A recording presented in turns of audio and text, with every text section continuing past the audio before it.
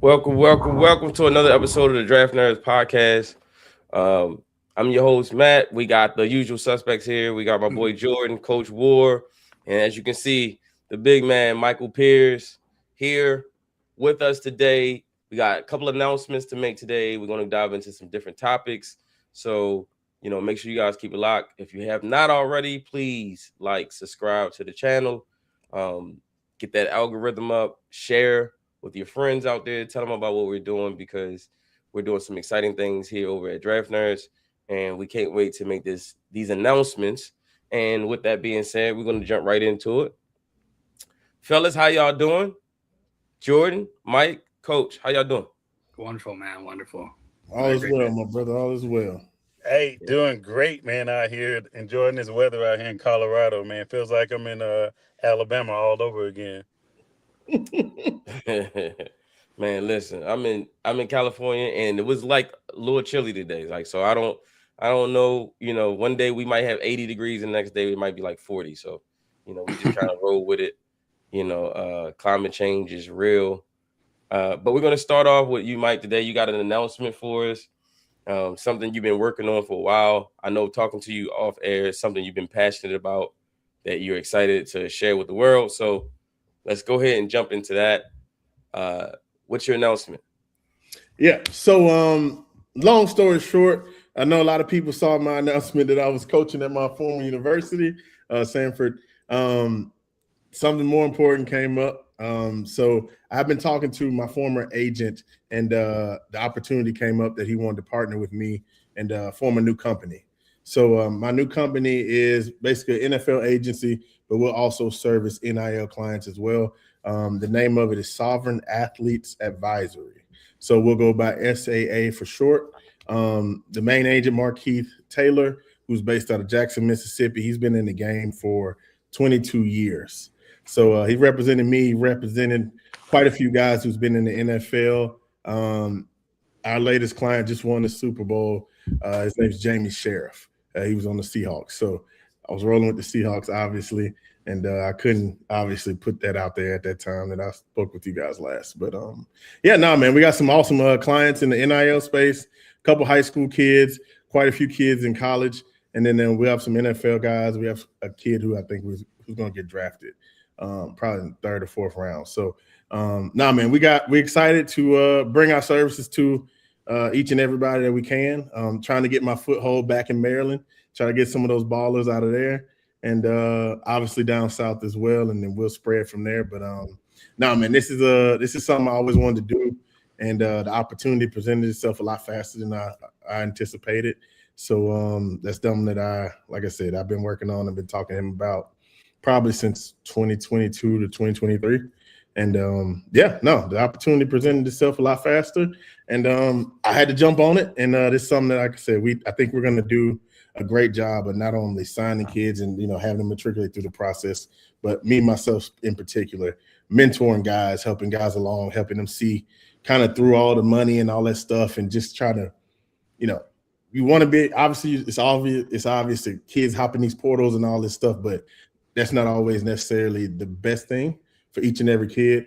And just trying to help them find a place where they're needed, they're wanted, and so they don't have to jump around and do all those kind of things unless it's obviously something that's going to benefit them. So I was a coach for like a month and a half, and I seen a lot of kids who jumped in the portal who don't have places to go, who will have to sign this summer, and maybe some may miss out. So like I said, our kids won't have that problem just because I'll be able to help them through that stuff. And obviously Markeith and our other guys who we'll bring on as well, who will be able to help. So man, it's born out of just passion, out of something I do anyway, just mentoring guys, showing them love, obviously sharing my experience and all those things. And I'm excited to bring that to the agency space. Congratulations, man. Excited to see that's awesome. That is awesome, right? So, all right. So, can you repeat the name of the site again, just for people who might have missed it the first time? What's the name of the site again? Yes. So the site is sovereignathletes.com. The whole company name is Sovereign Athlete Advisory. I didn't want to make that URL super long. So yeah, just the website is simple, sovereignathletes.com. but the whole name of the company is Sovereign Athletes Advisory. And Nice. for short, we branded it SAA. Nice. So Mike, quick question. Mhm. So are you giving advice to any athlete or just the ones that you guys gonna represent? So now I've been talking to a whole bunch of athletes just in general. People hit me up in my DM. Sometimes I get to them. Like I said, if I have friends and family who need some kind of advice or kind of, talking through to stuff to different people. But now, like I said, in particular, our athletes still have a lot more access to me, if you will. But no, man, like I said, I pride myself on being an open book. I'm not only here for the guys who can make money. I definitely try to show love wherever I can, just for anybody really who's trying to matriculate their way through this, college, even high school, and all that stuff. So, no, man, I'm an open book. But like I said, for the guys who we actually represent, obviously they'll have my personal cell phone number. We can talk through things and all that kind of stuff. So. Hey, man, look, from a high school coach to you, I want to applaud you on that, man, because there's not a lot of resources out there that are going to extend their hand. And there's a lot of resources out there that shape it one way and they try and take advantage of the kids. So I really, really appreciate you for that, and flowers to you, man, for that. No, I appreciate it, man. Like I said, I was a coach for a month and a half, and I got to see a different side of it just because we were talking to kids and trying to offer them, and they got all these offers, and they only got like a week and a half to visit these schools, and they really just overwhelmed, right? And I was kind of trying to give them advice, but also keep, Sanford's interests at the front of that, which, can conflict sometimes. So, you have guys who trying to visit 12 schools in like 10, 12 days, which is kind of, insane if you actually think about it logistically. So long story short, man, I tried to do my best to, give them advice and try to say, hey, you don't have to hit every school. You need to sit down and look at the depth chart, what they're bringing in, what they're offering, all that kind of stuff. And more importantly, do you see yourself there not only for 1 year, if you can make it a 2-year, 3-year investment, even if you don't start initially, this might be your best idea to go to this place and all that kind of stuff. So, the money kind of confuses a lot of folks because they want to go where, the money is abundant. And obviously you want to maximize your window. But at the same time, if your goal is to play in the NFL or do anything like that, you can kind of, I guess, juxtapose the two. So some schools obviously have bigger bankrolls, and, you can end up at a school in the third seat on the depth chart making more than you would playing at a smaller school, and then kind of matriculating your way back up that way. So now the NIL space is an interesting space. I'm glad I got to get that experience, and it'll definitely serve me well as I try to help these kids.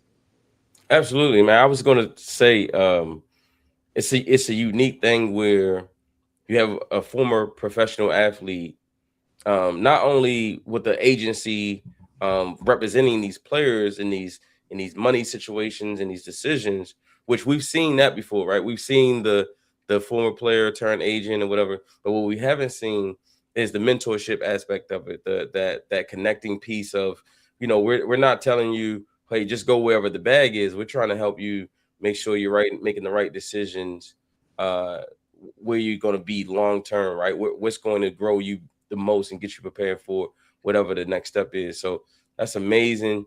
And so is this something? So you said that this kind of came about your agent, who was representing you as a player, kind of brought this idea to you, and you were coaching, and you felt like, you know what, I can probably be more useful in this arena as opposed to just coaching. Was that a tough decision for you? Because I know you were passionate about coaching at your alma mater and kind of getting your hands dirty that way. Was it a tough decision for you, or like what went into the process of you making that decision? Number one, like I said, I kind of been talking to them about potentially forming something like this down the road. My former agent was strictly just in the NFL space for obviously 22 or 20, 21 out of his 22 years. He just started getting into the NIL space heavily last year, and he's been seeing a lot of success. It really got to the point where he just got so many inquiries and all these things. He was like, I need a partner. And, he kind of broached the subject and said, hey, if you happen not to like coaching or whatever the case may be, or, if a few years down the road you want to partner and do all this stuff, I'd definitely be open to it. Quite honestly, if he would have told me that prior to me taking that job, I would have did the agency thing from the get-go. But no, like I said, I've had a great relationship with Markeith throughout my time in the pros, and he's always taught me a lot. I was obviously outside the game, and like I said, I was the youngest peer-to-peer mentor in Ravens history. So it's kind of just been intertwined in my journey.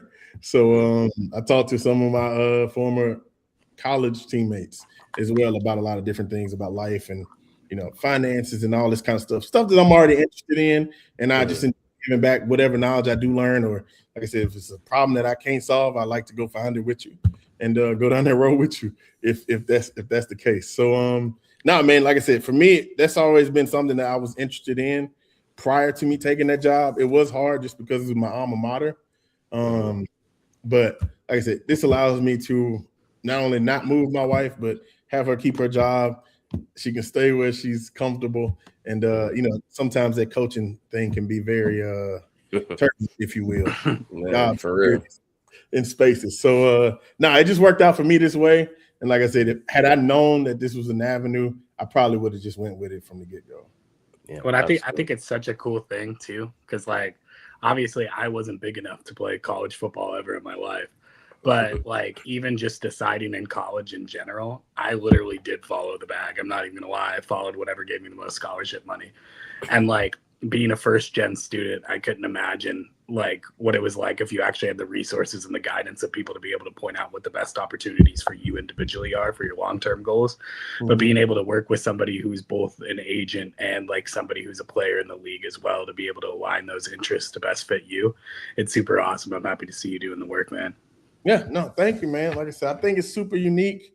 And like I said, I'm just excited to help these guys because, like I said, we don't know how long, each and everybody will be playing, but to be able to maximize whatever your goals are and then maximize your potential, obviously earning in college and then in the pros and all that stuff it's a delicate little situation, depending on who you are and where you go and where you land. So, I think it's going to be, I think we're going to do a lot of good. I think we're going to help create a lot of successful people, whether they stop playing in college or in the NFL. So that's kind of my deal. So, hey man, so shout out to you, brother. Another round of applause. Absolutely. Michael Pierce. Love what you doing it. This is, again, if you're an athlete out there, pros, high school, college, collegiate, and you want real representation, man, sovereignathletes.com. Make sure you go in there, do your research, ask the right questions, make sure it's the right decision for you. But you want to go somewhere where the athlete, they're invested into the person, not just the athlete. And that's what this seems like it's all about. It's about investing in the person behind the athlete, because the athlete like you said, has a short shelf life, right? You can't be an athlete for your entire life. So it's all about making those right decisions that's going to take care of you and your family beyond the lines. So indeed. Love that, man. Love it, love it, love it, love it. All right. Well, that takes us, that announcement, again, shout out to Michael Pierce. Love what you're doing. And that takes us to our next segment here. And we got NFL free agency. Absolutely. So while Michael's out here trying to find the free agents of his future NIL contracts, the people who he's going to be helping represent, of course, we are a Ravens show. We are a draft show. But before we can even get into the draft, we have to analyze free agency, whether it be our own or the outside world, and who's available. We have a ton of positions to fill, including the ones that we're trying to fill right now. I know the big ticket item, obviously, is Tyler Linderbaum, but there's other guys like Isaiah Likely.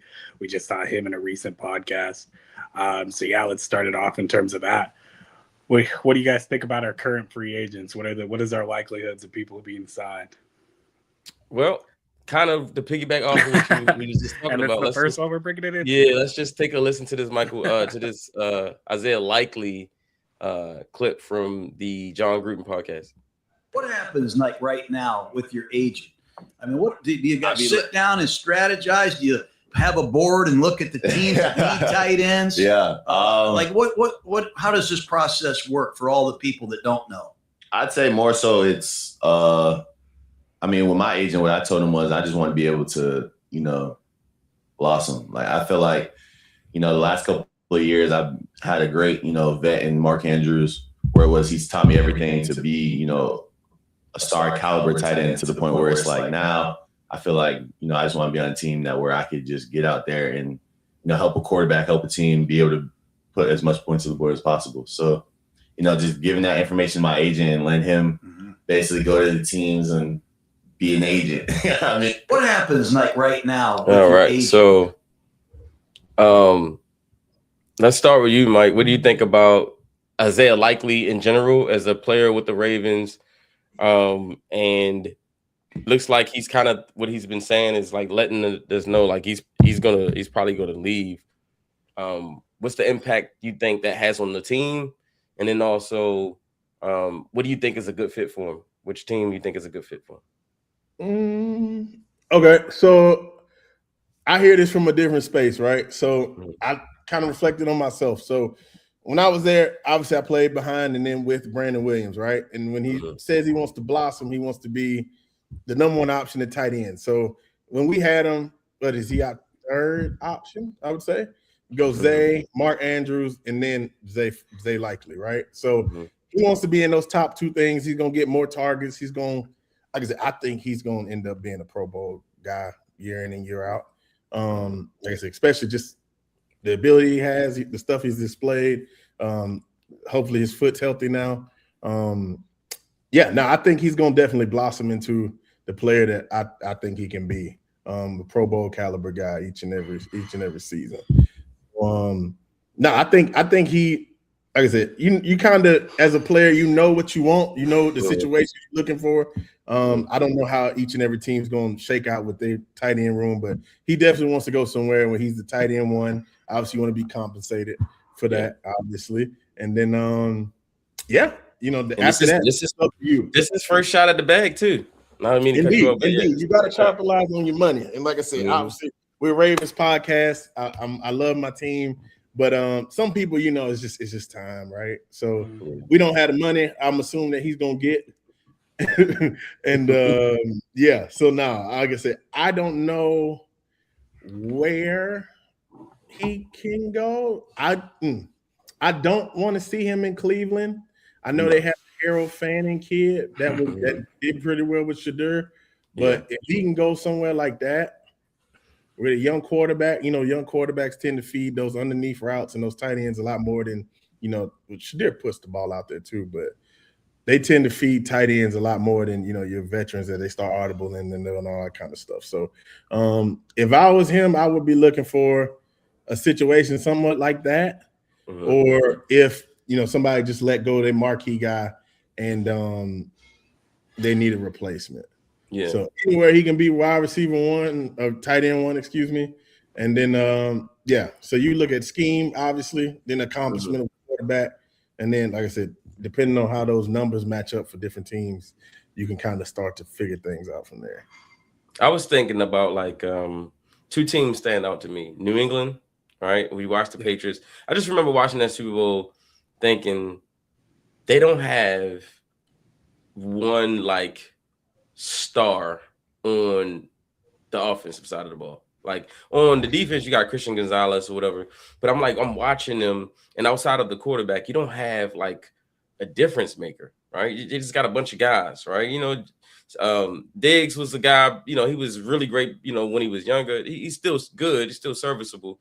But when I'm looking at, I'm like, okay, him and then you just got a group of receivers that they cool, right? But when I watch the Patriots offense, I'm like, man, they don't have that guy, right? And you heard him just say he wanted a chance to go somewhere where he can be that guy and kind of be that number one option for a quarterback. And he is from Massachusetts, and so New England would be Probably an ideal fit for him. I was also thinking about, and I wouldn't want to see this happen, but Kansas City, get there with Mahomes under Andy Reid. Kelsey only has probably one more year left, so they're going to be already. You're going to be the guy at some point real soon. But again, he didn't want to live in the Mark Andrews shadow, so he probably wouldn't want to go in Kansas City and sit behind Kelsey for a year. So I don't know. We'll see where he ends up. LA is another place, the Rams. And then I heard John Harbaugh might be looking for a tight end. So we'll see where likely ends up. And yeah, that's my thoughts on it. I think too, so I think obviously, if you watch the full interview too, he talks about the tutelage that Mark Andrews showed him and everything he's thankful for. He called Baltimore home at the end of the day, but at the same time, sometimes home isn't always where the heart is. Home is where you're compensated, where you're cared about, and sometimes the best steps for you to go forward is to leave your home. And the whole idea with him that especially sticks out is he's been patient. He really has. He's sat. When Mark Andrews has been hurt, he's been the first guy out there. There's been times he's been the first option in some of our games. It's going to suck losing him, but at the same time, he deserves every right to have that opportunity to go be the number one guy. I think you took the words out of my mouth with the Patriots. The second one that I've been thinking about a lot lately, and also another one I don't want to see happen.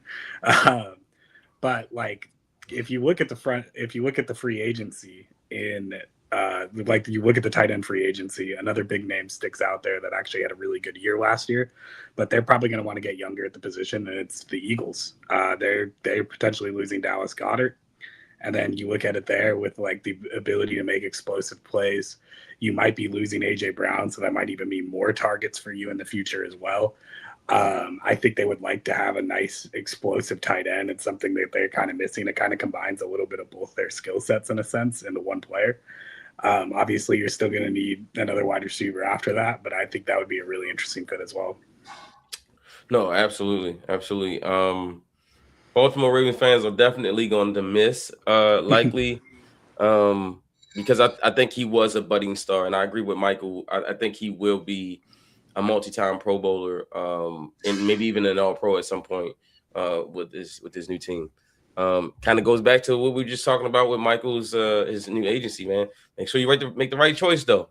Where you end up matters. The grass is not always green on the other side, and you can have success, but you got to be very smart about where you choose to go. It ain't about just the money; it's got to be the right fit too. And so, all right, we got a question. Well, not even a question, more of a statement from Donovan Thomas. He says we draft great tight ends, so I'm not worried, to be honest. And I agree with that as well. The Ravens have a history of finding tight ends. I mean, they found Isaiah Likely in the 4th round. They found Mark Andrews in the 3rd round. I think I go back to Dennis Pitta. I think they got him in the 3rd round as well. They just find tight ends. They really do. It's always the second tight end too.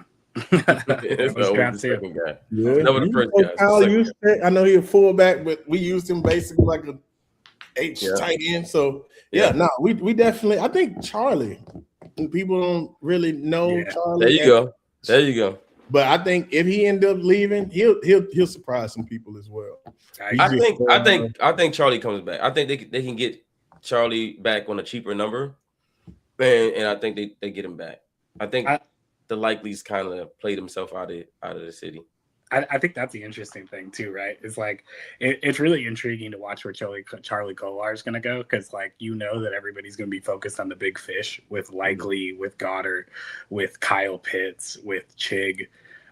He might be able to slip through the cracks a little bit, but I agree. I think he's a really solid tight end, and I think he could honestly surprise people into a starter too with some of the teams around the league. Definitely. Yeah, 100%. All right, well, then that brings us back. Well, not back, but that brings us to our next guy, Tyler Linderbaum. Yeah. On the ball. So we had a little bit of a conversation before coming on air, and Mike, I want you to kick us off with this one. Your thoughts on Linderbaum as a free agent? Do you think they get the deal done? Do you think they not get the deal done? What are your thoughts on the overall situation with Tyler Linderbaum? And if let's say they don't get it done, what kind of impact is that going to have, in a ripple effect on the offense? Well, this makes me nervous. I'm just gonna say that and be completely honest. So this makes me nervous. So you have the NFL Combine that's about to come up in a few days. Yeah. Normally, by the time your agent leaves the Combine, you kind of have an idea of who's targeting who and what's going on. So in the next few days, he'll probably have an idea if he's going to return or not. I know you see some guys just saying their goodbyes early. That's because their agents already done some of the, the groundwork to figure out, one, if they're going to bring you back, they'll probably give you an inclination. And then if they'll say, like, if he gets this amount of money, we won't be able to match it, right? So for this to go to this point, I know we done brought some folks back after they done got to this point, but like I said, I don't see too many centers that will probably be ranked ahead of him. And like I said, that's the tip of your spear, right? You always want to have generals on all three levels. Obviously, we got Lamar. Obviously, we got a staple in Zay Flowers. With the struggles we've had at guard, I don't think you can play with that position. Now, like I said, could we? I don't know if you even, like I said, I don't know.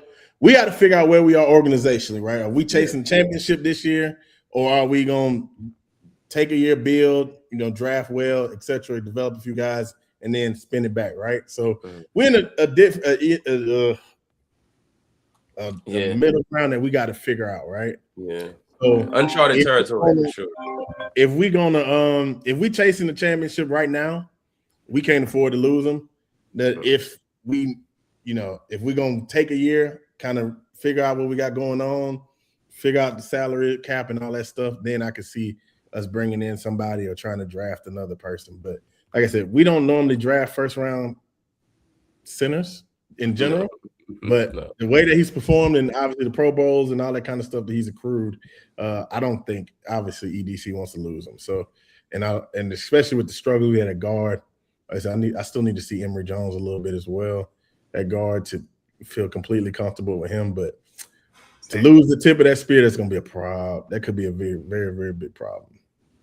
See, and I think with that too, like it was an excellent point just made with like the guard help as well.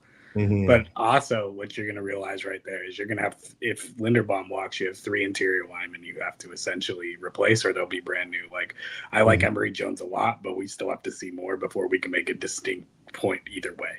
Mm-hmm. The other thing with it too is I think when you look at having a new coaching staff, right, they like to bring in their own guys. They like to be a little bit different from what they've had in previous past. And with looking at the reason you don't see interior linemen ever walk, the reason you see them paid early is because that franchise tag turns into left tackle money. Mm-hmm. And the moment that's $28 million, that's $10 million more than any center gets paid across the league. And I think like the thing with looking at Linderbaum's situation in particular, obviously I think they're going to work to try and bring him back, but he knows that he has all the negotiation right now because they're not going to want to tag him at that $10 million extra price. And on top of that, he knows that he's going to have 2 new guards next to him and they can't really afford to lose him. So he knows he's going to be the highest paid interior lineman on the market. He's probably going to reset the market by a fat amount too, because almost every team in the world could use a center. Mm-hmm. Absolutely. I don't want to see him go. I think he's too critical to what we got going on. He's an Iowa guy, and apparently new revelation, new OC Declan Doyle was at Iowa at the time Linderbaum was there, and apparently his dad coached Yonder at Iowa, so he's an Iowa guy.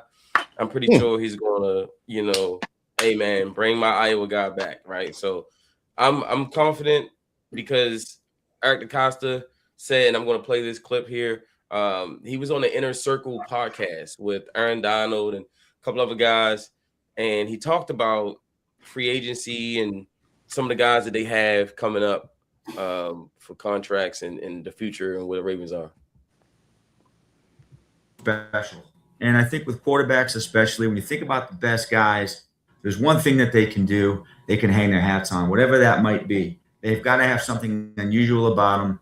And then I think when the game goes fast, they slow down and things slow down for them, and they can be the best player on the field in that moment. It's always felt like you need to have a quarterback. Obviously, start in the trenches. You need an offensive line to protect that quarterback, and you need a bunch of guys to be able to get after a quarterback. It start in the trenches, then you got to have a piece of the puzzle like a quarterback can get it done. I feel like And all the success I had on the teams I was with, we always had a quarterback that can get it done that you got. And the pieces that obviously y'all going to bring in. How you feel about this upcoming season? Well, I think this was a disappointing season for us this past year. Probably below our standard, below the line for us. Got hit with that injury bug this year too, though. We did. I think we have a lot of good players coming back, and I believe in these guys. And I think we've got to do a better job of getting after the quarterback for sure. I think we have some young guys who can do that. I think losing Nnamdi Madubuike was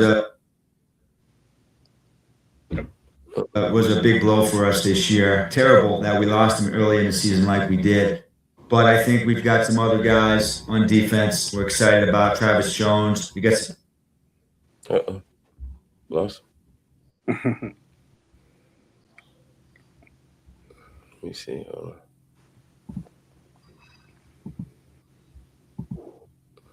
Young outside linebackers that we feel strongly about. Of course, we got Roquan. And then our secondary has a lot of good players. Kyle Hamilton, Nate Wiggins. Of course, Marlon Humphrey's a great player for us, too. I think there's a strong nucleus coming back. I'm really, really excited to see Jesse Minter's influence on our defense. That's his specialty as a defensive coach. I think that'll make a big impact. And then offensively, I think all the pieces are there. We've got some skilled guys. All right. Well, I'm trying to get to the part where he talks about Linderbaum, but it seems to be having some issues. Eric DaCosta is so busy working, he can't even get on the podcast, man. He's out here hunting. Free agents. Maybe we don't have enough. He's yet. We gotta get our followers up, man. We got a tight end like Mark Andrews, running backs, Derrick Henry, Zay Flowers. They're really, really good about Zay. Rashad Bateman. A lot of good players. I think on the offensive line, we've got two good tackles in Roger Rosengard and Ronnie Stanley. But we got some work to do on Tyler Linderbaum's contract. He's a free agent. We strongly hope to have him back. He's a great player for us and a great leader. And then we've got to just, I think, augment the guard position, which is something that we can do. We've got some good young guys that we really believe in this year. They're going to make a big jump this year for us. Emory Jones is a guy we drafted last year in the third round. We feel really strongly about as being a guy who's going to come in and win a spot for us at the guard spot. But I love our team. All right. So as you can see, it took a while, but we got to it. He said that's what kind of stood out to me, was that he said that Linderbaum was somebody that they are working on. They have ways to go, but he hopes to get him back. And usually that's a good sign. Usually when they want you back, they normally do a good job of figuring it out. But again, to his point, what he was just saying, I don't think they can afford to lose Linderbaum. I just don't think that'll be a massive hole in the middle of your offensive line. Not to mention, you still need to figure out the guard. Like you just said, you need to augment the guard position. You don't want to be doing that and also trying to find a center at the same time. That's a lot of change.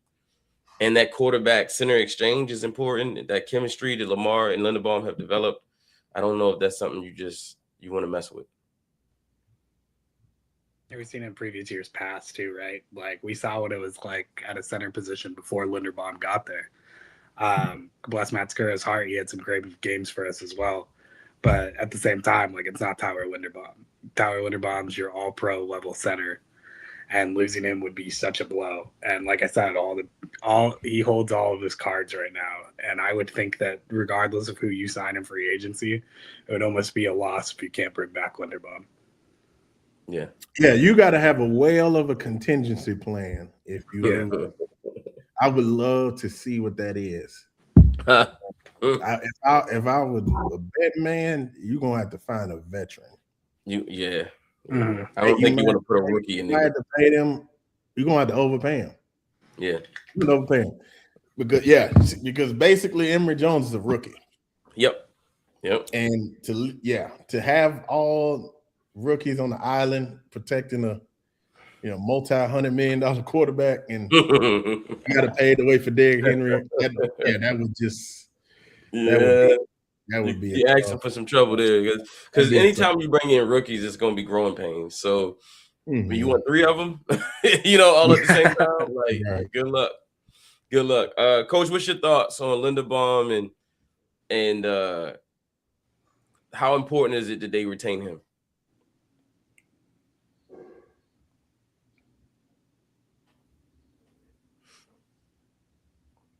Coach might be having some issues. Coach, can you hear us? Yeah, he might be having some technical difficulties. Yeah. He might be helping Eric DaCosta. That might be why it took so long, because it's been taking so long for the deal itself. Yeah. So Hey, can you hear me, Matt? Yeah, we can hear you. Coach. Yes, sir. Yes, sir. We got you. All right, cool. So yeah, for me, you guys kind of just alluded to it. I love how people tend to think that the only schematics that go into it is just on the offensive side. On the defensive side, if I know you got 2 or 3 rookies right there, that's where most of my pressure is going to be dialed up. So at the end of the day, yes, this dude is key to not only protecting 8, but to get the ball off, to be able to run the ball, to be able to do anything we want to do. He's the key to it. So unless we're going to go out there and do what Mike alluded to, overpay a veteran, we need that dude. Absolutely. What do you guys think his number is going to be?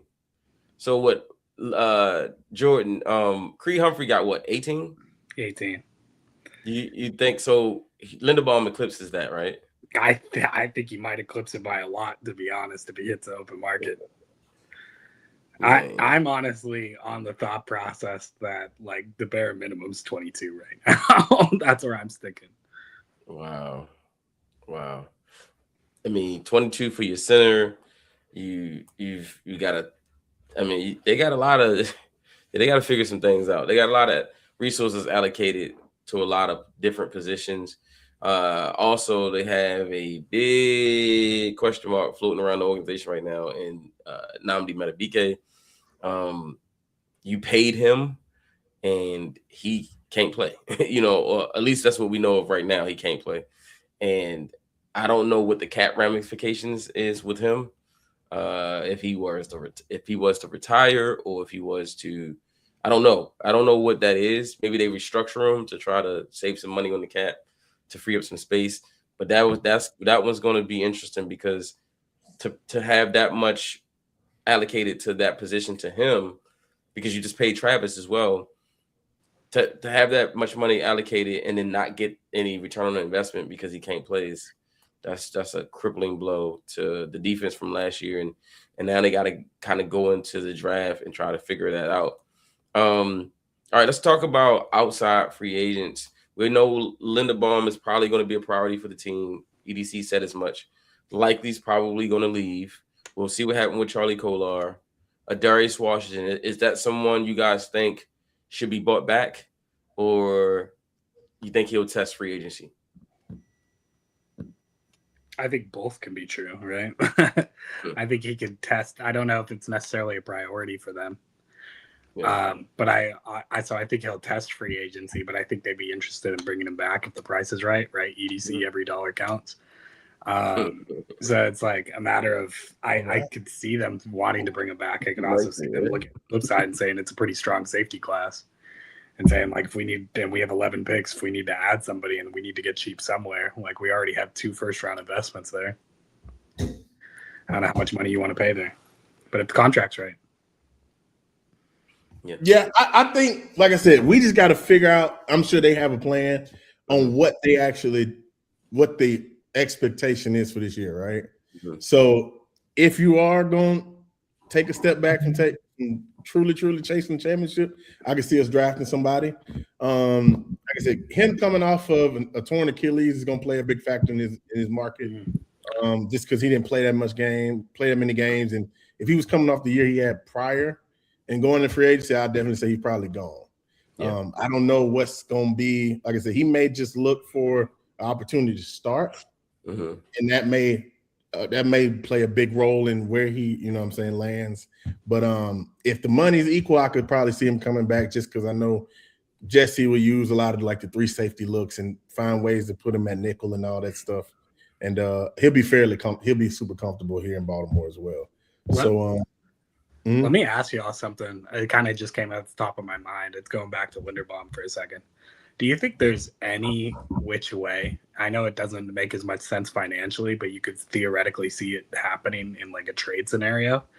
Even if they can't get the deal done with Linderbaum, could you see a tag and trade deal happen where they try to someone else tries to extend him and you get the pick now? Or you think they'd rather just wait out for the 3rd round comp pick? That's a good question. Someone actually asked me that question yesterday. Could we do a tag and trade? I don't think so, because what's stopping him from just signing the tag and taking that $28 million for one season? You know what I'm saying? Like, Right. You know what I'm saying? Like, because I'd be like, oh, you going to do okay? Yeah, let's go ahead. Let's get it. $28 million for one season. I'll be in the free agent market next year. And then I'll be back on the free agent market next year. Yeah. With $28 million in my pocket. Exactly. $28 million richer. I don't think that would be wise, but I understand what you're saying. It's kind of like NBA does. They be signing trades and tagging trades and all that stuff in the NBA. Yeah. So more frequently, I should say. But yeah, I don't think they want to play that game. Mike, I seen Mike's face light up like, if they did that to me, I'd sign that tag. Hey, send the paperwork over. $28 million. We good. We locked in. See you in training camp. See you in training camp. Hey, matter of fact, I'll probably camp out the night before training camp. I'll be there one time. I'll be there early. $28 million, baby. But yeah, man, I mean, that to me, that's oh man, they got some decisions to make. So guys like Charlie Kolar, we kind of mentioned. Tylan Wallace is another free agent. I think we're all assuming Jordan Stout will be back. I mean, you don't want to lose your punter. I mean, yeah, you can find another punter, but he just really started coming into his own. I don't think they're going to play around with that. But plus, it won't cost them much anyway. Lamar hasn't done the extension yet. Spoke to Cordell Woodland from 105.7, covers the Ravens, and he said he didn't think that Lamar would get the deal done before free agency. He didn't feel confident that would happen. Ooh. So let's say they don't get the deal done before free agency. Man, how much does that hurt the team in respects to the way that they're able to operate in free agency? I feel like it. I mean, Eric DeCosta said in that one presser that they have money to sign their free agents, but if they can get Lamar done, they'll be able to go and shop for some big ticket items. I mean, in your mind, and you guys, just from your own opinions, if they don't get that deal done before, or that extension done before free agency, how detrimental can that be in you guys' opinion? Yeah, it can be huge, man, to the point to where you're talking the trajectory of the team changes significantly, because now we're talking those guys that are on the fringe of signing with other teams. You talk about a Baltimore Ravens getting into the mix. I can skim off $2 or $3 million off of what I was gonna go for on the market, just because I feel like, hey, they have a championship window. And then the other part about it is too, if we're talking, hey, guys that have not been in winning cultures get a chance to come here, I just feel like, hey, you kind of take yourself out of the running early on by not having that deal done. And now, again, the other thing too is I think you don't have a lot of wiggle room with your free agents, because if some of your free agents are gonna probably ask for market value, or probably a little bit more than market value. So I just believe that having that deal done kind of solidifies the free agency for the Baltimore Ravens. Yeah, I couldn't agree more. I mean, I actually was thinking about this the other day too. It's like, if y'all remember back in Steve's interview when he said, like, there's going to be options, even if it doesn't happen, we'll just restructure. That had to be music to Lamar Jackson's ears, in a sense. Because, like, what I mean by that is, like, from the business standpoint, obviously, because, like, now you can get more of your guys done. But the other side of it, and what people always forget when they're restructuring 500 contracts and thinking you could just restructure on and on and on, that hits the future cap. And it hits it really, really hard. And so what does that mean? If you have to restructure, Lamar goes to the drawing board next year and he knows you're desperate.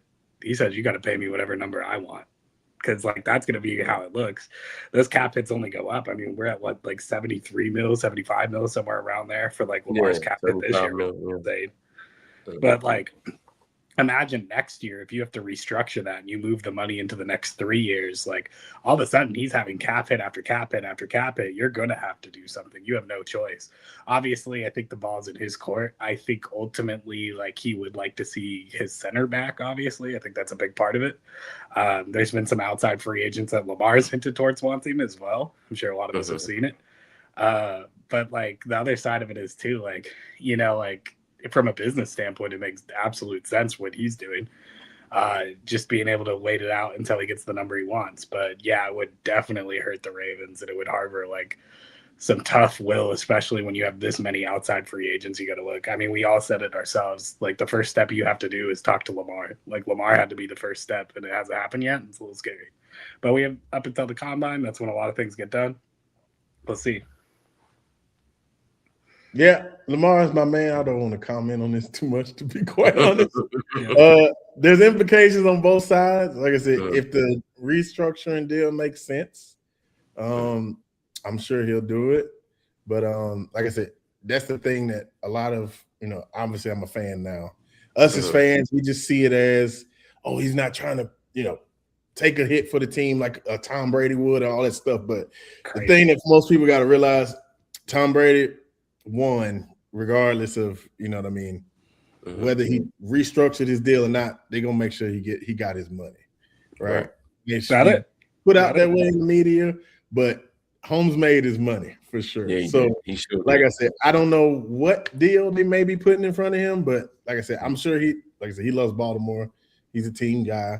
As long as it makes sense, I don't think he'll have no problem signing it. But well, I think we all kind of know, like, Lamar's a different cat too. Like, he just kind of does things on his own time in the way that he wants to do them, and they make sense in his mind. And you know what? That's probably the only place it needs to make sense, in his mind.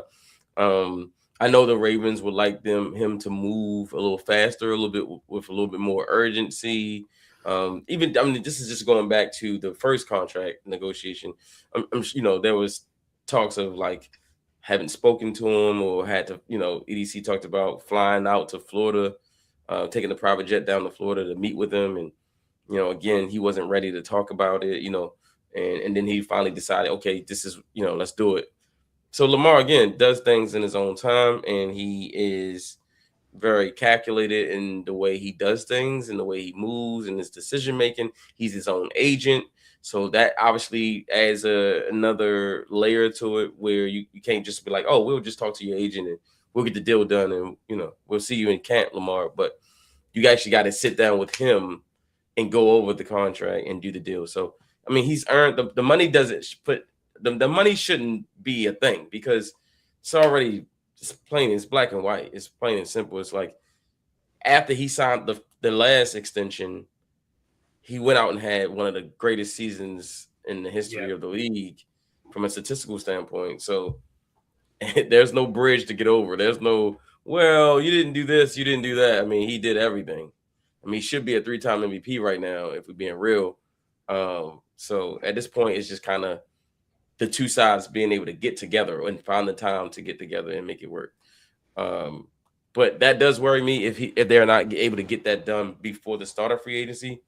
Now, the Ravens they're not typically, you know, active in the beginning of free agency, right? As soon as the free agency open, they're not one of those teams that's like jumping out there, you know, throwing around money. They're not. No, they're very calculated, and they're very. They take their time and they wait for the market to settle, and then they say, okay, cool. Who's the guys that we can bring in that's going to help us win? And so maybe it's not super important to have it done by day one of free agency, but I think they want to have some clarity on where, okay, what we got to work with before we get out here, right? Now, Mike, I want to bring this one back to you. Speaking of out there, there was some rumblings, a certain veteran wide receiver may be hitting free agency soon. And there was talks that he might retire, but he said, no, I'm not retiring. I want to play ball.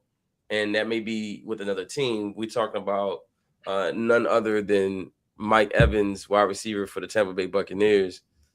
What are your thoughts on Mike Evans potentially becoming a Baltimore Raven? Is that something you would like to see? What do you think about the fit?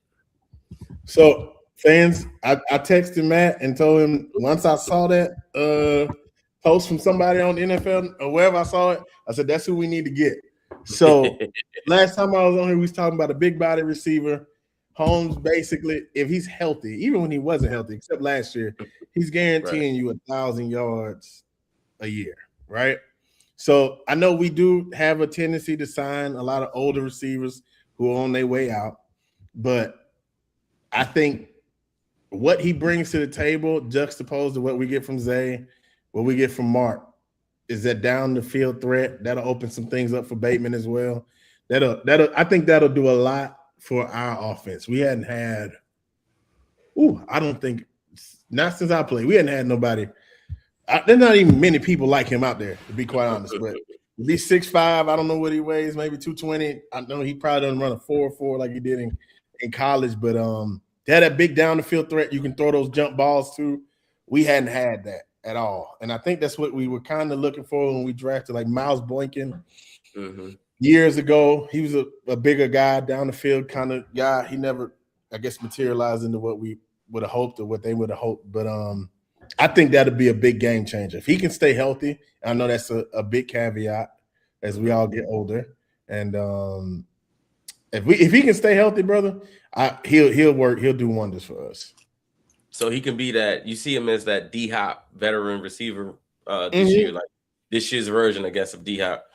Yeah, I think he's a little bit faster though. Yeah, for sure. And he's a lot taller, so that'll make a difference down the field. Definitely a lot taller. He's 6'5". I don't know how tall D-Hop is, but he's not 6'5".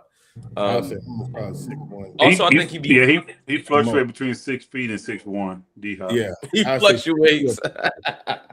Okay, but another aspect of this, right, is he be really good for the room, right? As far as being that veteran guy for those young receivers like Zay. Zay's been in the league for a couple years now, but he's still pretty young.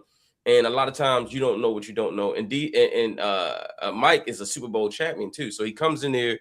One, he's a future Hall of Famer. Two, he has that cachet of like he has a ring. He's had I don't know how many straight seasons of 1,000 yards. He's been a baller since he entered the league.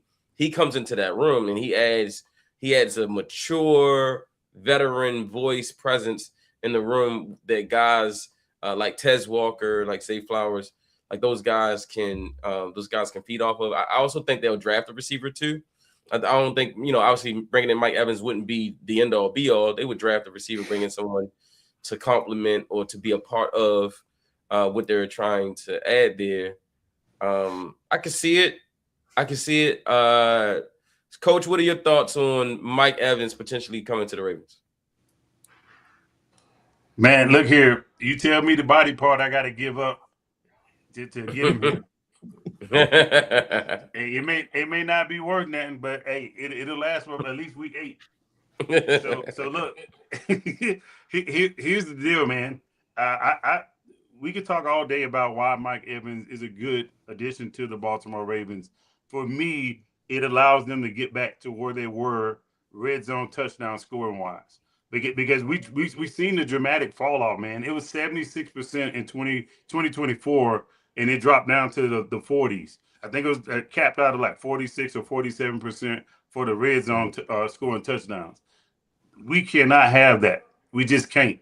Okay, and we know that field goals are not only going to win you so many games, right? If they even win you any. So I feel like Mike Evans is a shoe-in for the Baltimore Ravens. If they can get him, I believe this is one of those things that, hey, look, the Ravens can get right back to where they were offensively. Jordan? I mean, if it's possible, I'd love it. The biggest thing with it, too, I think that like a lot of people don't talk about is that Mike Evans has always been a consummate pro. Like, even though he's fed to 1,000 yards almost every single season, before Tom Brady, he never complained about the quarterbacks he played with, despite playing with like 6,000 of them, almost the same amount of 1,000-yard seasons, you know? But the thing is, that's like interesting with him is he's a big target. He's everything this offense been missing, but we're also talking about losing Likely, right? That means you're going to lose even more red zone targets. And so if you're going to lose Likely, you're going to need somebody big to fill in those shoes. He certainly can do that. And I think like the other aspect of it too that people don't talk about is the camel is off the monkey's back now. He doesn't have to keep that 1,000-yard streak going. I feel like there were so many years where like he was keeping that streak going just over and over and over again. And now he really doesn't have to. He can just kind of play freely for the first time in maybe his career. I mean, he obviously it was an injury-riddled season last year as opposed to like his fault. He probably still would have finished with 1,000 yards if he was healthy. But like I think that's an aspect of it. And we're talking about an offense where the wide receiver 2 last year had 250 yards. And like that's just an improvement in itself. Like he finished with more yards than our wide receiver 2 last year, despite being injured. And not to say like anything towards Bateman either. I know like everybody's ad nauseum about that, but the whole thing is with it is like you just add an extra piece. It opens Bateman up, it opens Zay up, and it's somebody that's like a real focus that you actually have to pay attention to on the offensive side of the ball. And it's like we haven't had. I mean, when's the last time we really had a guy like Mike Evans, Bolden? Like that's what it feels like. The last type of skill set with that was like consistently well. DeAndre was obviously a huge fit in that, but this is kind of like a supercharged version of even that. Yeah, absolutely. Yeah, Mike would be interesting. I want us to draft a big X receiver. I want us to draft a Denzel Boston, right? And so my issue was, well, would Mike prevent that? You know, would it be like some redundancy there? But shout out to my boy DMV. He was saying, you know, look, still draft him. He was like, because Mike Evans would be the perfect mentor for Denzel Boston. You know what I'm saying? It would be he literally would be able to show him how to use his 6'4" frame, how to play the X position, because they're almost similar. They're similar receivers from a size standpoint and from just a skill set. Now, obviously, Mike is like Hall of Famer, but Mike is what Denzel would inspired to be, right? And so that would be a good mentor for him. All right, that takes me to another free agent wide receiver that has been hinting to playing for the Ravens, and this one right here is a former Raven, Marquise Hollywood Brown. Lamar posted on Instagram, you know, Hollywood to the Ravens. And then 3 days later, Hollywood posted a video of him with the Ravens. I think it was like his last season with the team. What do we think, team, gang? What do we think about Hollywood coming back, maybe possibly being like wide receiver 3 or 4 as a vertical stretch guy to add to what they already have? What are we thinking? Mike? Oh, all right. My first question would be, is he okay with being a wide receiver 3 or 4, right? And then it comes back down to a money issue, right? I think he'll be a cheaper option than Mike Evans will in the open market. Mm-hmm. But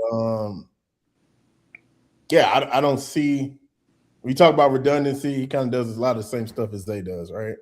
You don't want to take targets away from him. So, like I said, I would like to see us target a bigger receiver, but like I said, I know him and Lamar had that chemistry and they like super tight. So I understand it from that aspect too. So if that gets Lamar to get that extension done quickly,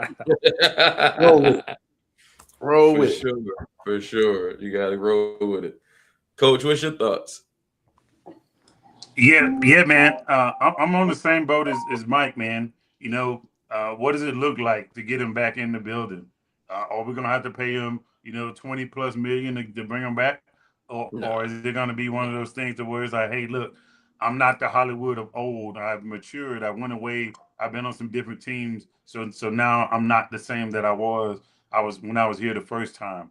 If he's matured and he's grown and he understands that, hey, look, we can't force feed you 140 targets. I'm with it. Bring it back because again, we all know in the NFL speed kills. So if you got that speed to stress people out, but then I'm still with the same thing you alluded to earlier.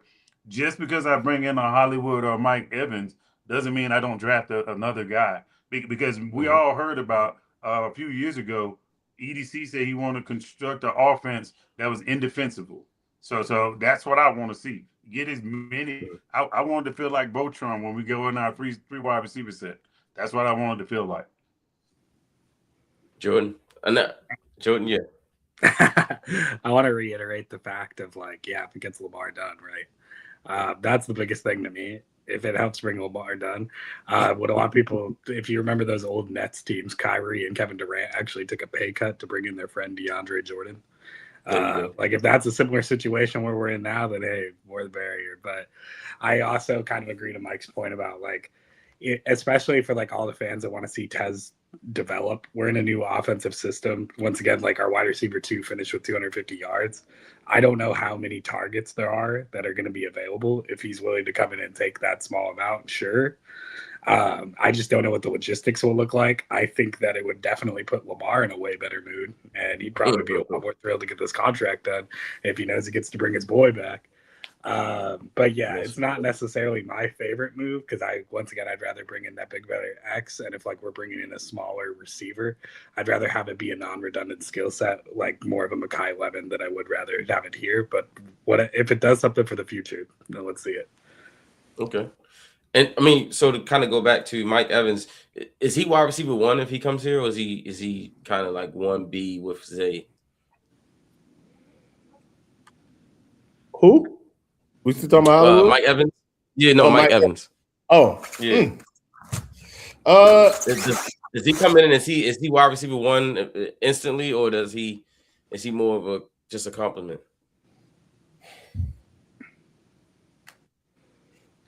I don't think it matters. So if you look at like how Tampa had him and Chris Godwin, right? They were both well paid, well compensated. They do different things. So I think if we can just get them the ball, I could care less what number it is on the depth chart. We just need to score some points. Yeah. I think it's like yeah. Hey, Mike, I'm happy. I got another man. Look, if I could high five you right now, man, I would love to high five you right now. Look, I'm sick of the wide receiver 1, 2, and all this other stuff because I think wide receiver 1 is a week to week basis, right? What is the defense gonna give me? That's how I feel. If the defense is weak in the middle and I got a guy that can attack the middle, hey, big number 1 X guy. Run them off. Let me get one-on-one with y'all, Mike linebacker, and let me eat off of that all week long. And then next week come, hey, look, you guys going to protect the middle because you realize you're vulnerable there. Hey, look, I need to take my 50-50 balls. And if you're going to give me those 50-50 balls, 4 out of the 7 times I'm going to throw it in the game, cool. I'll take that. And he becomes wide receiver 1. So for me, I think wide receiver 1 fluctuates more than often when it comes down to who's wide receiver number 1, because I think it's about tendencies and what people are willing to give you. I think like to that point, I think he becomes wide receiver 1, but also like to both your points, like just more of like it's a week to week thing. But I think the other aspect of it is he becomes a wide receiver 1 in terms of focus. Like the other team's going to focus a lot more on Mike Evans. I don't necessarily mean that means Zay loses production. If anything, I think it could help Zay's production. Because all of a sudden, like you'd see those yards per catch numbers go up because he's not the exclusive focus from the wide receiver core. And he might, like Mike Evans might command more targets than anybody Zay's ever played with next to him at the wide receiver room. But at the same time, with what Zay can be able to do with those targets, might even lead to him having a more productive season. So let me ask y'all this.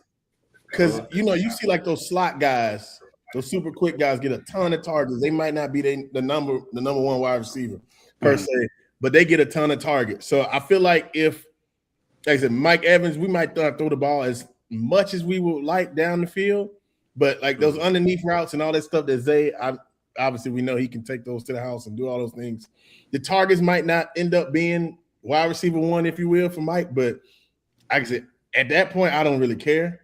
Yeah, but I think that would help Zay, and that'll open up a lot of those intermediate routes and all those underneath routes too. Yeah, I can see the vision for sure. And checking the chat, 410 Byron says Mike P just sold me on Mike E. Laugh out loud. Mike P just sold me on Mike. Mission accomplished. Mike's helping Mike. Mike and Mike, man. Hey, hey, listen. When we signed Mike Evans, we gotta let it be known that Michael Pierce was the first one to say, "Hey, man, this needs to be done." I mean, again, that big outside presence definitely would clear things out, allow Zay to operate more underneath, and then also you still got Tez, who did run a 4.340, so he can definitely run and stretch the field. So, and not to mention Mark Andrews is back. He's also another guy who dominates the middle of the field and things like that. So, one thing about the Ravens is they don't have a shortage of weapons, right? Like, yeah, we're talking about adding more, but they got guys, man. They just need the right scheme, the right system, and they need the offensive line to make sure Lamar has the time. That takes us to last segment, Coach. The draft. What do you think the Ravens going into the draft? I mean, a lot of people want to say I got the Ravens looking at it probably about 3 or 4 different scenarios, right? Who's available in free agency? What can they get done with what they have? As far as concerned cap room, right? And then I think it's the Matty BK situation. What comes up with that? Like, what do we end up with that, right? And then that's where I think where the Ravens starts to draw and narrow down their draft boards per se, right? Because we all talked about, we just talked about 2 wide receivers, Mike Evans and Hollywood Brown, right? If we don't get either one of those guys, then I think a Mekhi Lemon or Denzel Boston are the guys, right? I think the guy offensively, those are the guys.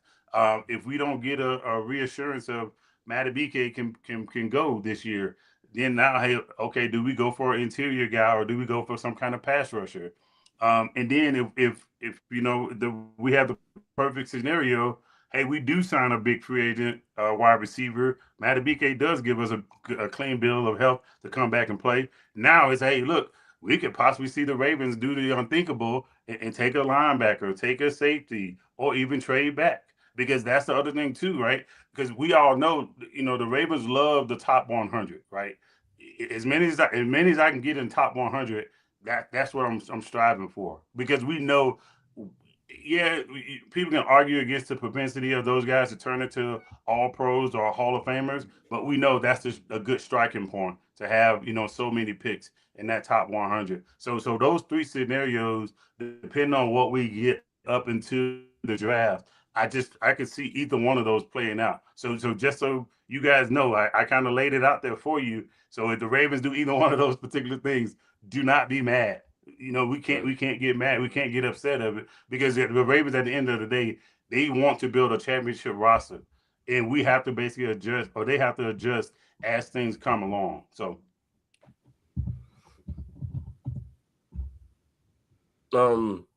my question to the crew, what if the Ravens drafted a linebacker at 14? Is that something you guys think that, like, let's say they drafted Sony Style from Ohio State, right? Do you think? What do you guys think about the thought of that? Just if, like, the Ravens zig when everybody else zag, right? It's to do the opposite of what everybody thinks that they're going to do, or they do the opposite of what everybody else is doing. We've seen them consistently draft non-premium positions. And I recently started thinking, what if this guy falls to them and at 14, knowing that Roquan's future outside of this year is a little bit questioned. What do you guys think about that? If they drafted a linebacker at 14, what's our thoughts on that? Is it a mistake?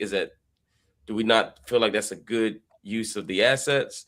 Or do we feel like, that this could be like a plus for the team?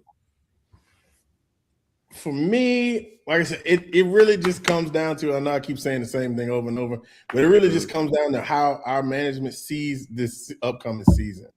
Yeah. Right. So if we chase the championship, I like Sonny Styles a lot. Is he 6'5"? He's huge. Yeah, right? he's big. So he kind of reminded me of like the Tremaine Edmonds kid that was in Chicago. Holmes is nice. He can do it all. So I think that could definitely be an intriguing piece.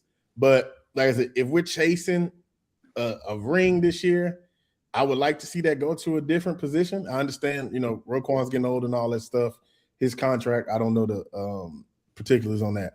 But I wouldn't be mad. But like I said, for me, it's just about what our plan is for this year. Obviously, we will never know the answer to that.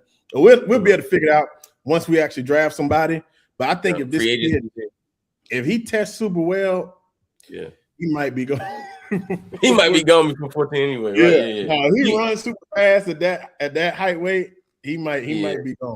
Bro, he's a freak athlete. Like I've seen his basketball highlights, and I was like, "Yo, this dude could have went to the league." Nice. Like, Nice. He's athletic, and all I kept thinking about was like, he's like the linebacker version of Kyle Hamilton, right? Like he's like just ultra athletic, physical anomaly, and he can do so many things. He's really good in coverage because he started his football career as a safety, and then they kind of converted him to a linebacker, but he still has that safety skill set. So, what do we think, Jordan? Sony Styles to the Ravens. I wish it was any other draft in the world. There just so happens to be 4 billion linebackers in this class. I mean, I wouldn't hate it. Like I said, I think it's a coach's point of what he was talking about earlier when you want all those picks on the 100, right? But the other range of it is if you look at the Ravens historically over time, when they have their best drafts, it's when they have a lot of throws at a dartboard. It's not when they have few dartboard throws and they're trading up into the first, trading up into the second. Like, sure, we have those moments happen, but in reality, when we have our most hits is when we have our most picks. And I think what fans tend to forget a lot of the time is that when your pick, it's not just the first and second round in terms of when you could go BPA if you have a lot of picks, it's the later picks too. Like, I don't think if we had, and I don't remember how many we had in 22, but 11 to 10, I don't think they would have taken in Isaiah Likely if they had 7. I think they looked at that position and they said, Isaiah Likely is the best player on the board. We have guys that we like in the next future rounds where we think they could wait a little while. We know he's eventually going to come off the board at this pick or a couple picks later, and we can ensure that we get him now. And I think that's like ultimately what happens when you're looking at things like this. And I think Sonny Styles would be an incredible fit. I actually would love him to learn first as a Will versus a Mike.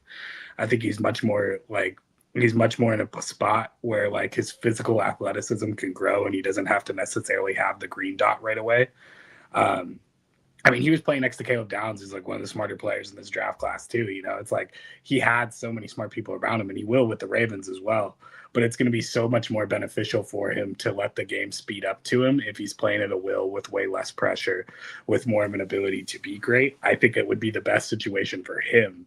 I don't know if it would necessarily be the best situation for the Ravens, but I could definitely see it. I think he's an awesome player. I think he is one of those players that if he fell to 14, that's the definition of somebody falling. And I just looked at it before Michael said it. He's coded around 243 and 6'4.5" right now, but that's like, we'll see at the combine what those official measurements are. But yeah, he's crazy. That's crazy. Him and Arvell Reese on the same defense is absurd. With Caleb Downs. yeah, that was wild. With Caleb Downs. That's crazy. And Caleb Downs behind him. Like, yeah. That's crazy. That's crazy, man. How they didn't win in the national championship. I mean, they did the year before, right? But yeah. Coach, what your thoughts? Arvell Reese. I mean, not Arvell Reese, Lord. Man, you know I coach defense, man. You know what my answer gonna be. Look, absolutely, I would love it. Here's the reason why, right? I'm thinking of the 3-4 defense, right? And I'm thinking of all the different spots he could be in a Greg Habit, right? So I can put him as a pony. I can put him as the inside. I can put him on the edge. I can walk him down. I can put him in coverage. I can do everything with him, right? It's just so much, right? And then the other thing about it is, right, the guy is going to command the defense if Roquan is going on his way out in a couple of years. You don't lose anything essentially, right? And we all know, like, hey, look, that's what some teams try to do is draft a replacement, right? And I know we don't want to talk about, hey, Roquan potentially leaving, but just think about it like this. If he does leave, having a guy like this in Roquan mentoring him a couple of years, I believe this could be another sweet spot for the Ravens. Now, why I don't like it is, what does free agency look like? Is there another glaring hole if we just end up making a strength, even bigger strength, versus attacking? Let's say we don't get Linderbaum back, right? Who's the guy that could play center? Is there a guy available that we will take at 14? So it's a lot of different scenarios that I don't want to, fall in love with this guy and then turn out, hey, we have a lot of more gaping holes in our offense or defense when it comes down to the draft. So, no, Let me absolutely. ask you this, folks. Oh, Go ahead. excuse me. No, go ahead, Mike. So yes, sir. Yes, sir. if we haven't, I guess I also think the way how do y'all see Teddy Buchanan? I was just about to say that. See, Thank you. see, and that's see, that's the thing too. Is like when is he gonna be back? You know what I'm saying? Right. Because that's the other thing I look at too. Because ACL, what, 10 months at least? 6 and that's months. if you're an alien. Oh, 6 months. Okay, so 6 months, right? It's ACL. Then, what is it? Is it gonna be? Achilles is longer. Okay, gotcha. And then so what's he gonna look like when he come back? You get what I'm saying? Like if he's back to what he was playing before he got injured, then now we in a really, really difficult spot, because again, if you put Buchanan, Sonny Styles, and what's his name on the field, now we talking, hey, look, that's a really good linebacking core, but then you also lose out on because I don't know what his pass rushing ability looks like, his pass rushing moves, because that's the other thing too. It's like, because it's one thing is I got a guy that's just deliberately faster or better or faster than everybody else. So as soon as the guy get out of his stance, that's one thing. But there's a whole nother monster if this guy actually meets contact and he's able to block shed because he has pass rush moves. So that's why I think if we're talking about a Buchanan, does he have any kind of pass rushing ability? Because if he got pass rushing ability, then I absolutely bring it on. Because now I got 4 guys that can get out I got 3. I ain't gonna count Roquan. I got 3 guys that can go and get off the edge, or either a pass rush up the middle and essentially win. Well, and they experimented with Trenton Simpson a little bit in that too. You Yeah, know? and it sucked though, because I seen Teddy Buchanan when he played against my Auburn Tigers, and I knew then right then and there, I said, look, oh boy, got some spunk behind him, and again, it sucked that he went down, because I was telling people, like, look, don't overlook where he got picked. Yeah, a lot of you guys fall in love with, like, hey man, he got picked in the 5th or 6th round or whatever, and they don't realize, hey, some of this stuff is just straight up, people don't know what these guys really are. And then the other thing is about it is, what are you planning on doing with that player? Because that particular player may come with a natural skill set. If you can put him in a situation to be productive, that guy can look like a Hall of Famer in a couple of years. Yeah, absolutely. I mean, that to Mike's point of Teddy Buchanan is such a question mark. Not because he can't play, because we all saw he could play. I think he got like, I think he was like on the Rookie of the month. Yeah. No, he was on the defensive all rookie team this year. Oh yeah. And so he showed he could play, but you were already a young player who needs to play. Now you have a knee injury, and we don't know, even if you come back, you're probably not going to be 100%. Like, they always say it takes a full year to really recover from the ACL, to get back to what you were before. And so while we're going through that process, we need somebody to play next to Roquan right now, right? And Trenton Simpson, yeah, we believe he can be, but I mean, he's going into the last year of his contract, and he still hasn't quite shown what I believe he needs to show in order for not only the fans, but the team to be able to have the ultimate confidence in him. So this is why I started thinking about, okay, if this kid's here at 14, that's something they might really seriously think about, because it is an underlying need, right? It is. It's a need for next year. It's a need for this year. I remember when we drafted Kyle, we didn't need a safety the year we drafted Kyle Hamilton, but we did eventually. You know what I'm saying? When we drafted Sis, we didn't need an edge rusher. We had Peter Bower, we had Michael McCrary, we had Adelius Thomas, and then what Suggs was just too good to pass up. you take him, and then he's a future Hall of Famer. So you don't always have to draft. Like the Ravens don't draft for need; they always go BPA in some form of fashion.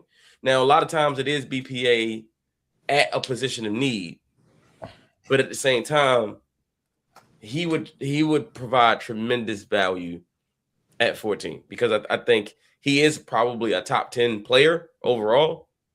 So if you get him at 14, I think you're getting value. Well, I think the thing with that is like, I don't think it ever erases Teddy Buchanan, in my opinion. No. I think it just gives him an extra year to fully recover to be himself. And then once you make that Roquan decision, that's what's going to ultimately decide how much Teddy Buchanan's on the field. And like maybe they keep Roquan an extra year. We'll see what happens there. But if, say, like the future plan is to eventually move off of Roquan's contract, which I love Roquan. I'd hate to see it, unfortunately. But like the money's money.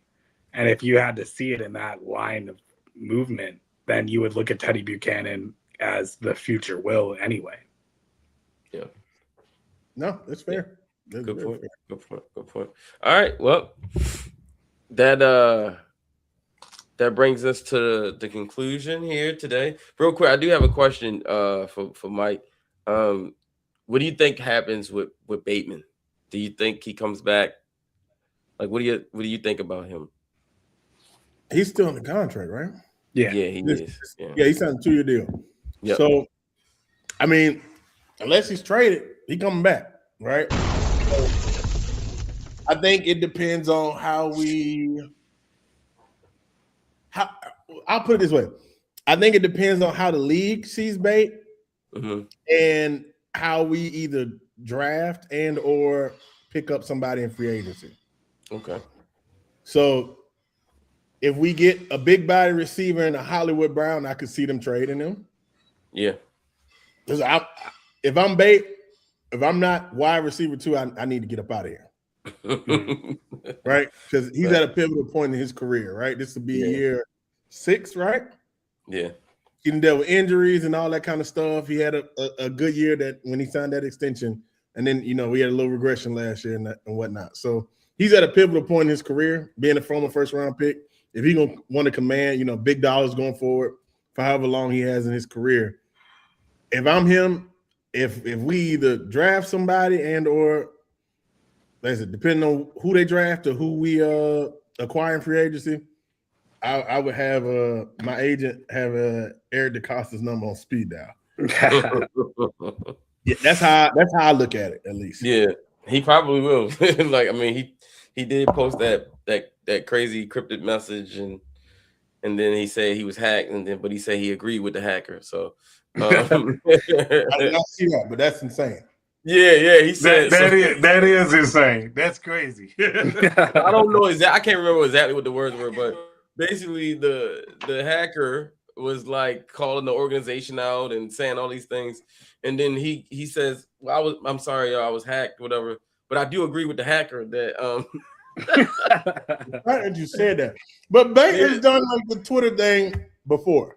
Yes, he has. That doesn't alarm me. Yeah. But like I said, for him, where he is and where we are, it's basically a crossroads this year, right? Yeah, it is. So, like I said, for him, if we acquire talent that's going to take away targets from him, being the second go-to receiver, he probably need to. The thing with it is too, you have him signed until 2029, right? So it's like I think that's signed until 2029. I was looking at the contract. I think that's what it's around where he's a free agent. Yeah, didn't he just signed an extension, right? Yeah, he just end of the year last year. He's an unrestricted free agent in 2030, exactly. So like, he's not gonna make it that far. But the thing is, and that's on Spotrac, so it could be off. But the whole thing is with it is if you look at that in itself too, it's like if he wants to get out and like he becomes wide receiver 3-4 in a targeting system that doesn't have that many targets to give out, he might not have very many opportunities out there at those cap hits, So like he'd have to leave as soon as he can. Yeah, I mean, apparently, what was it? Dallas last year called the Ravens about Bateman. They were interested in trading for him, but the Ravens, they decided to keep him. It'd be crazy. A year later, they end up trading them when they probably could have gotten more last year. But yeah, I just was wondering what you guys thought about Bateman, just because he is a lightning rod for conversation in the Ravens flock. There is no middle ground with Bateman. It's either people love him or they do not like him on the team at all. So I just, he is a controversial figure, but I think it's simply because of the position he plays. He's a wide receiver, so wide receivers always get all of the attention. Especially a first round draft choice. Yeah, and he was a former first round draft pick. He hasn't even had 1,000-yard season yet, and he's dealt with injuries and inconsistent play. And so, of course, he's going to be that conversation. Byron says he's on the second year of his initial 2-year deal. Next season is the beginning of his 3-year contract extension. Okay, so right. Yep. So it just added years on top of the years he had, which is why it's taking him to 2030. Yeah. All right. You know what the situation remind me of? Y'all going to laugh. Brashad Perriman. I told people, bro, oh my gosh, that's crazy. And he left us and he went crazy for like a year or two. And I was like, what the heck? All right. Hey, don't let Engraven hear you talk about that. Bro, I'm telling you, I literally compared Bateman to Brashad Perriman, and people lost their minds. I was like, bro, if you look at their careers and the way they started, it was almost identical. BP missed his entire rookie season with like some type of growing injury or something in training camp, right? John Harbaugh came out and was like, oh yeah, he's week to week, and then he never played his rookie season, right? And then same thing with Bateman. Bateman literally had a growing injury in training camp and missed all of training camp, didn't come back to like week 6, right? Then the next year, Perriman comes back, he plays a little bit, shows flashes, right? Always show flash. Perriman had some flashes. He had some moments where you're like, okay, there's that first round receiver we drafted, but then you would never see it consistently. That's literally Bateman. Bateman literally shows moments where you're like, right? For all the Bateman truthers, you do see those moments where you feel vindicated. Like, yep, that's the guy I've been telling y'all about. But then you'll see 6-7 weeks and it's like, no Bateman. It's like, where's Bateman? Right? And when you draft a guy in the first round, that's not acceptable. I mean, when you think about Zay, first round pick, he's had 1,000-yard season twice. Hollywood, first round pick, he had 1,000-yard season with the Ravens. Bateman has yet to crack 1,000 yards as a first round pick wide receiver, and he's going into year 6. So that's all I'm saying. From having practice with this dude, Holmes can play. He can play. Now, I do believe if he end up in a West Coast offense, you're gonna look like a different person. Yeah. They throw the ball on time, this time, all that stuff. That's why I wanted Kubiak. I'm not gonna lie. He can stay healthy and he go to the right spot. He'll look like a different player. Yeah, yeah, and if you watch, the system he came up in with PJ Fleck, you guys can see what he was flashing with him and Tyler Johnson over in Minnesota. They was lighting people up. If they had a defense, they probably would have made it on. Imagine him like just that too. Imagine him just because that does. Now I will tell you, that does wear on the player. To constantly, hey, look, be looked at as a first rounder, and you're not getting the volume, touches and whatnot. That does wear on a guy. We can sit here and say it doesn't, but it does. And people love to try and throw their money behind it. I don't believe in that because at the end of the day, my conscience is going to kick in if I know if I had a good game or a bad game, or if I ain't do nothing. If I ain't do nothing, I'm clean at the end of the game. I'm mad. Put it this way: if Holmes played up to his draft standard, he'd be making a lot more money than he's making right now. I'm 100% positive he's aware of that. That's a fact. I think that's the thing about it too. Like me and Matt have talked about it a few times, where it's like he's not as well equipped into the backyard football offense that the Ravens can have at times.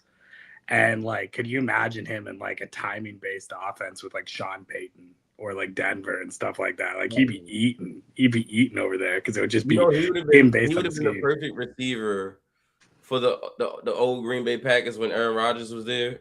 A lot of those back shoulders, a lot of that time in the rhythm. Like he would have been like, you know how like when Devontae Adams and all those guys, Greg Jennings was there. He's smooth James like Jones that. Holmes, bro, he got it, bro. Like I said, he got healthy, obviously, but yeah, if he get in the right spot, you will see why we drafted him in the first round. Unfortunately, it'd be for somebody else. It'll be for somebody else. But the crazy thing is, like I said though with Bateman, that the reason why I told people, I said, you know, if the Ravens hire Clint Kubiak, we was talking like, okay, if they hire him, you know, biggest winners and biggest losers, right? And we had this conversation. I was like, yo, the biggest winner of a Clint Kubiak hire would be Rashad Bateman. He's the prototypical, you know, Shanahan, Kubiak offense wide receiver.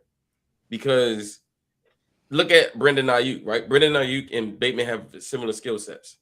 They're route runners, and they get open quickly, and they're going to be exactly where they're supposed to be.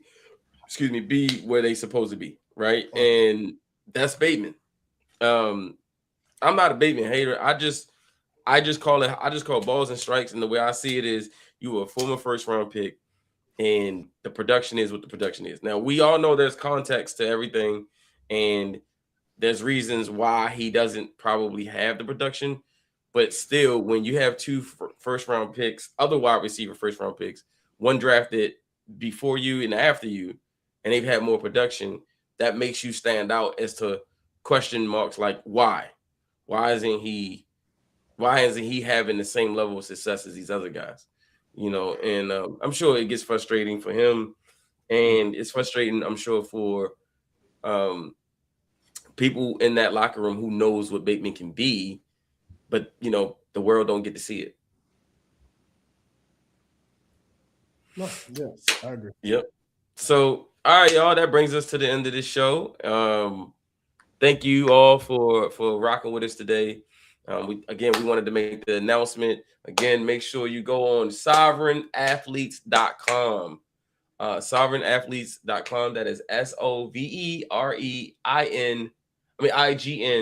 athletes.com. So you can see the lovely work that Michael Pierce and his agent are doing for the future athletes of the world, future Michael Pierces, the future Rashad Batemans of the world. Helping these guys navigate their prospective opportunities, I'll say. And it's wonderful. I mean, I love the site. It's still up on my screen, and I'm looking at it. I'm like, man, this is cool. They got your interception on there. That's pretty cool. Yeah, I campaigned. Yeah. I know. Hold on. You campaigned against it until somebody else do something more viral. So hopefully kids who can do some incredible things. I know the last time we had you on, you said you've seen it a million times. I was talking to Ms. Jesus earlier today, and she was like, yo, Michael Pierce, because she watches the show, she supports us. She was like, Michael is so humble. And she was like, you know, he just too humble. You know, he's just a humble guy. I was like, man, you know, he's from the South. And I was like, yeah, when we talk about the interception, man, he don't really want to talk about the interception. You know, to be fair, you probably get asked about it every first question of every interview you do. Yeah, very much so. So much so that I turned some stuff down. So yeah, indeed. Wow. Bro, bro. I know it is crazy though. I know you humble, but hey, you caught the ball, bro. It wasn't no tip, man. You know what I'm saying? Hey, I can understand if it was like a tip in the air and you're like, all right, let me catch that. We good. But no, that was all. No, he backpedaled. He backpedaled and everything. Right. Like, right. That's what I'm saying. Bro, it's so crazy. I know you probably think like your whole career, and the thing you're remembered for is your last play. Well, it wasn't your last play, but like it was your last play in the regular season. Indeed. You know, and hey, they say, man, it ain't how you start, it's how you finish. You finished. I'm happy I got to go out on a good note. You did. Because let me tell you something. We do spaces on X, and Ravens fans wanted you to come back again because they was like, yo, we need Mike back one more time, like one more year, you know. And I know you have been battling injuries and all that stuff, so I know it was like, yeah, man, it's time to hang it up. So they went out and got John Jenkins. That's the new Michael Pierce. Hey, More power to him, bro. He older than me. I don't know if he ain't had no surgeries or what, but God bless him, boy. God bless him. Bro, he said he got his first. The Ravens gave him an extension. He was shocked. Right. He said it was his first extension in 8 years. He was like, I ain't never had an extension. I was like, Holmes, bro, look, God bless him. Like he might be on that Calais Campbell plan. They just addicted to the game. Sure. So, hey, man. He said he older than me. I don't know how he do. He must not have no surgery. I feel good for the first time. My shoulder, my back, and my dang hip don't feel like it's about to fall apart. We'd love to hear that. There's not a how many times did you go through free agency? Once or twice? Twice. Twice, right? Going to Minnesota and then coming back. Hey, man, do you realize you've only wore purple in your career? Yeah, I actually wore purple in high school. So that's like your favorite color. That's then. my So color. That's your your color. That's your color, man. Purple in high school, purple in the league. That's insane. Yeah, because I remember like when you left, it was so crazy because I think that was the year you signed with the Vikings was also the all season that Zadarius Smith signed with the Vikings. Is that right? You guys both signed with the Vikings the same all season? No, he was coming there as I was leaving. Oh, he was ran in the Minnesota airport as I was going. That's crazy. Back home. Yeah. Oh, that's crazy. Because you know what? You're right. Because I remember the Ravens had initially had an agreement with Zadarius. They were going to bring you and Zadarius back the same offseason. And then he kind of like, I don't know what happened, but the deal fell through. He ended up going to Minnesota. And so you coming to Baltimore, he going to Minnesota. We supposed to have both of y'all, man. That would have been amazing. I tried to get him back, but I don't know what happened. He a funny dude, though. When I asked him about the airport, he just kind of mumbled and said some stuff and started laughing. So, Z an interesting character, man. But he did really well in Minnesota. So, like I said, I know that back injury kind of slowed him down, but crazy stuff that goes on in the NFL. The NFL, man, inside the NFL. Hey, speaking of, our last announcement that we teased earlier, we have a podcast coming up once a week. We're probably going to start next month, the beginning of free agency. Raven Centric podcast, called what is it called, Coach? What's the name of our new pod? It's going to be called Black Wing Playbook. Yes, sir. So you're gonna get some dive-ins from a different perspective, a coaching perspective, a D-line trench warfare perspective, and then you're gonna get some expertise opinions of my guy Jordan and Matt. So come ready. You may need a notebook and something to take notes because look, we're gonna give it all what we got. Absolutely. And then so letting you know the Black Wing Playbook podcast. We'll be featuring myself, Coach Ward, Michael Pierce, and Cordell Woodland of 105.7, beat writer for the Baltimore Ravens. You all know and love Cordell. You all know and love Michael Pierce. I know you love me. I know you love Coach. And then Jordan, who is a primary draft nerd analyst, will be making some features and he'll be popping up on the show with us as well. But we're gonna have some great guests. Make sure you guys, the minute we get the YouTube channel and everything up and running, make sure you like, subscribe, share it with your friends. Tell them it's the best Ravens podcast that you've ever seen. I'm talking about we're going to be Emmy nominated. Check us out. Hey, speaking of which, if you ain't already liked, share, comment, subscribe to Draft Nerds, you missing out. What we waiting on? Indeed. It's been floating around the whole time on Twitter. Come on, man, support the channel.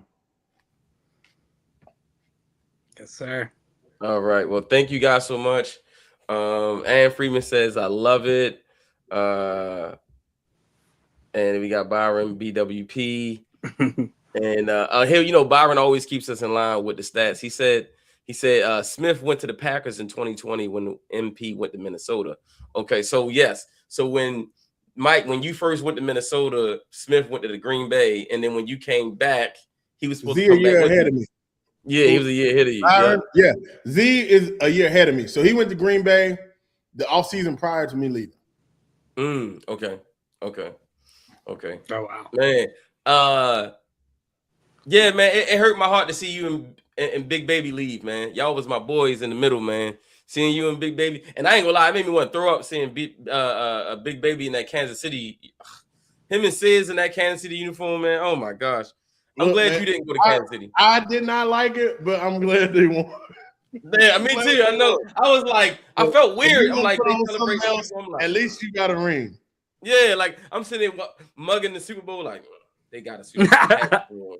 Bro, happy for them, but like on that team, bro, when they had Sizzle in the Kansas City chain, I was like, ah. Bro, I don't think I watched that for real. That was COVID, yeah. I don't think I watched that one as closely as I should have, but yeah. And they had my man Sis with number. He had number 94. 94. Like, yes, 94. That's nasty work. I was so. Ann says congratulations, Sovereign. So amazing on the website. Yeah, so amazing. All right, y'all. We out of here until next time. Keep it locked. Make sure you subscribe to Draft Nerds Podcast and make sure when we get it up and running, Black Wing Playbook coming to you soon. And until then, we out.